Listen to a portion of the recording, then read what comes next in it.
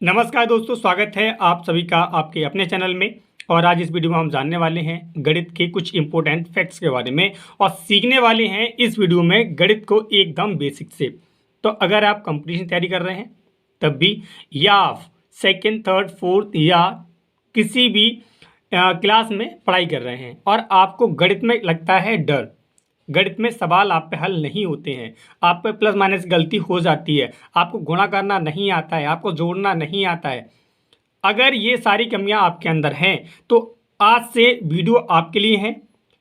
अगर आप मैथ सीखना चाहते हैं तो ये सारी वीडियो जो मैथ की एकदम बेसिक वाली आएंगी, कमज़ोर छात्रों वाली आएंगी, वो वीडियो सारी आप देख लें, उन सभी का रिवीजन कर लें अच्छे से और अच्छे से इन सभी वीडियो को सीख लें दोस्तों। आपको 100% जो है 101% जो है मैथ आने लगेगी, इसकी गारंटी दे सकता हूँ मैं। अगर आप ठीक से वीडियो को देखते हैं और क्या वीडियो में समझाया गया है उसको ठीक से उसका प्रैक्टिस करते हैं तो अच्छे से आप सीख जाएंगे। तो चलिए समय को बिना बर्बाद किए हुए हम जानते हैं वो इम्पोर्टेंट फैक्ट्स कौन से हैं, कौन सी बातें जानने से हमको गणित आने लगेगा और गणित का डर जो है वो ख़त्म हो जाएगा। तो सबसे पहला पॉइंट, अगर आप गणित सीखना चाहते हैं तो आपको पता होना चाहिए कि किसी संख्या में शून्य का गुणा किया जाए या शून्य में किसी संख्या से गुणा किया जाए तब गुणनफल हमेशा शून्य प्राप्त होता है। ये आपको बहुत अच्छे से जान लेना है। क्या कहा मैंने? किसी भी संख्या का गुणा अगर जीरो से किया जाए तब भी जो हमें गुणनफल प्राप्त होगा वो जीरो प्राप्त होगा, या फिर जीरो को किसी संख्या से गुणा किए जाए तब भी जो गुणनफल है वो शून्य प्राप्त होगा। जैसे मैंने संख्या को लिया 4, गुणनफल गुणा किया जीरो से तब भी कितना मिलेगा? जीरो। वैसे ही मैंने अगर जीरो को इधर लिखा और संख्या को इधर, मतलब जीरो की गुणा अगर संख्या से की तब भी गुणनफल क्या मिलेगा? जीरो ही मिलेगा। अब आप चाहे कितना भी बड़ा नंबर ले सकते हैं। अब इसमें यह भी बात आप सीख सकते हैं एक, कि अगर कोई भी संख्या यहाँ पर है मेरे पास 5, 3 गुणा 2 गुणा 3 गुणा 2, ऐसे ही आप कितना बड़ा नंबर ले सकते हैं। ये संख्याएं माइनस प्लस में भी हो सकती हैं। ऐसे अगर पूरी संख्या में एक बार भी जीरो है, मतलब यहाँ से यहाँ तक सारी संख्याएं हैं और यहाँ से यहाँ तक सारी संख्याएं गुणा में है, संख्याएं प्लस माइनस की वो अलग बात है, लेकिन हमको गुणनफल में ही लिखना है, मतलब गुणा ही करनी है उसकी। तब अगर एक बार भी जीरो है तो इस पूरे का गुणनफल जो है दोस्तों वो जीरो आएगा। अब वो संख्या हो सकती है एक्स वाई जेड, कुछ भी हो सकता है। जैसे मैं यहाँ पर लिख दूँ ऐसे कि एक्स की गुणा करनी है जीरो से तब भी जीरो आएगा, वाई की गुणा करनी है जीरो से तब भी जीरो आएगा, एक्स गुणा वाई है गुणा एक्स है गुणा वाई है 2y है गुणा एक बार भी जीरो आया पूरे में और गुणा है तब क्या होगा? जीरो होगा। तो सिंपल सा आपको समझ लेना है कि अगर संख्या की गुणा जीरो से की जाए तब भी जीरो आएगा और जीरो की गुणा संख्या से की जाएगी तब भी जीरो आएगा। ये फैक्ट नंबर 1 है, इसको आपने सीख लिया होगा। चलिए जानते हैं अगला। अगला जो है वो है शून्य में किसी संख्या से भाग किया जाए तो भागफल शून्य प्राप्त होता है। यानी कि जीरो को किसी भी संख्या से क्या किया जाए? भाग किया जाए तो भागफल शून्य प्राप्त होता है। जैसे अगर मैंने जीरो को 7 से भाग किया तब भी, और मैं अगर यहाँ लिख दूँ यहाँ पर कि जीरो को मैं 100 से भाग करूँगा तब भी, और अगर यहाँ जीरो के लिए 1000 से भाग कर रहे हैं तब भी क्या आएगा? जीरो। तो ये फैक्ट है कि किसी भी संख्या से हम जीरो को भाग करते हैं तब वहाँ जो भागफल होता है यानी कि आंसर होता है वो जीरो प्राप्त होता है। लेकिन इसका एक इम्पोर्टेंट फैक्ट ये होता है, ये याद करने योग्य है कि किसी संख्या को शून्य से भाग दिया जाए तब भागफल का होगा इन्फिनेटिव, यानी कि अपरिभाषित या अनंत बोलते हैं इसे, प्राप्त होगा। जैसे मैंने यहाँ कोई संख्या मान ली, संख्या को जीरो से भाग की तब क्या आएगा? भागफल इन्फिनेटिव आएगा। ऐसे कोई संख्या है, संख्या को जीरो से भाग करेंगे तब इन्फिनेटिव आएगा। अब दोनों में क्या अंतर है? अंतर क्या याद रखना है? देखो यहाँ हमने कहा कि जीरो को किसी संख्या से भाग करनी है, जीरो को किसी संख्या से भाग करनी है तब जो भागफल आएगा वो जीरो आएगा। लेकिन संख्या को अगर जीरो से भाग करनी है तब जीरो ना आकर क्या आता है? इन्फिनेटिव, यानी कि अपरिभाषित या अनंत कह सकते हैं। जैसे अगर मैं यहाँ 100 के लिए जीरो से भाग करता हूँ तब भी आएगा अपरिभाषित। अगर मैं 650 के लिए भी यहाँ जीरो से भाग करता हूँ तब भी कितना आएगा? अपरिभाषित। यानी कि इन दोनों में इतना याद रखना है, अगर जीरो को संख्या से भाग करें तब तो भागफल जो है वो जीरो आएगा, लेकिन संख्या को अगर जीरो से भाग किया जाए तब जो है भागफल इन्फिनिटी प्राप्त होता है। अब दोनों को याद कैसे रखेंगे, तो याद रख सकते हैं ऐसे कि हम ऐसे लिख दें यहाँ पर कि जो 0 ऊपर अगर आएगा, 0 लिखा मैंने, संख्या लिखा, अगर 0 ऊपर है तो आंसर में 0 ही आएगा, और अगर 0 नीचे है, संख्या ऊपर है 0 नीचे है, तब क्या आएगा, इन्फिनिटिव आएगा। इन दोनों को याद रख लेंगे और बहुत ज़रूरी है, दोनों को याद अच्छे से रख लीजिए। फिर अगला है किसी संख्या की घात 0 होने पर उसका मान 1 होता है। बहुत ही ज़्यादा ज़रूरी है ये, बहुत ही ज़्यादा ज़रूरी है। क्या, किसी संख्या की घात 0 होने पर उसका जो मान होता है हमेशा 1 होता है। जैसे मैं 17 की पावर 0 बोला, मतलब 17 की घात मैंने 0 बोला, एक आंसर आएगा। अगर मैं यहाँ पर लिख दूँ कि x की घात 0 है तब भी इसका मान 1 होगा। अगर मैंने कहा y की घात 0 है तब भी इसका मान 1 होगा। और मैंने अगर बोल दिया यहाँ पे कि x प्लस वाई की घात 0 है तब इस पूरे का मान भी 1 होगा। और अगर यहाँ बोल दिया जाए कि यहाँ पर इतनी बड़ी संख्या है कुछ भी, उस पूरे की घात अगर 0 है तब इस पूरे का मान कितना होगा, 1 होगा।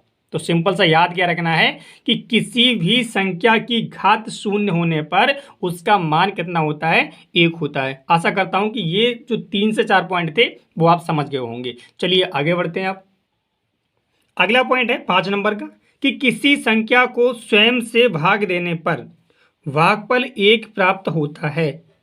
क्या मतलब है इस बात का कि किसी संख्या को सेम से, जैसे 17 को 17 से, 5 से 5 को, 100 से 100 के लिए, x से x के लिए, y से y के लिए, कोई भी संख्या हो सकती है, या x y z कुछ भी हो सकता है कि सेम नंबर से सेम नंबर के लिए क्या किया जाए, भाग किया जाए, तो हमेशा भागफल जो है वो 1 प्राप्त होता है। 1 क्यों प्राप्त होता है, क्योंकि संख्या कट जाती है। जैसे मैं यहाँ पर लिख दूँ 200 बट्टे 200, तो 200 से 200 काट देते हैं हमें, 200 एकम 200, ऐसे तभी भागफल कितना प्राप्त होता है, 1। ऐसे में लिखा x बटा x, तो x से x कैंसिल, तो भागफल कितना आएगा, 1।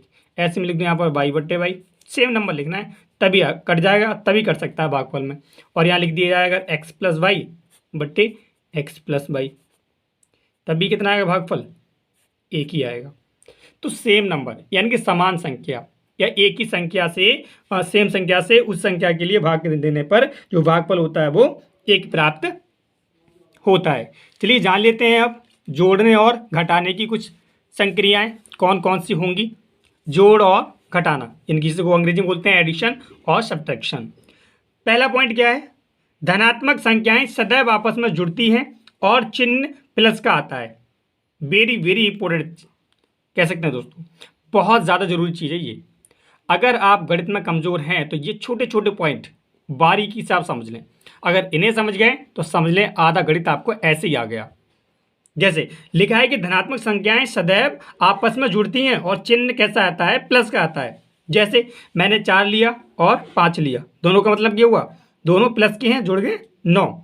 अब इसमें एक बात और ध्यान रखनी है कि जिस संख्या पर कोई चिन्ह नहीं होता है तो वो संख्या प्लस की ही होती है, चाहे उस पर चिन्ह लगा हो या ना लगा हो। जैसे यहाँ 4 है, 4 पर प्लस नहीं है, फिर भी कैसा है, 4 प्लस का ही है।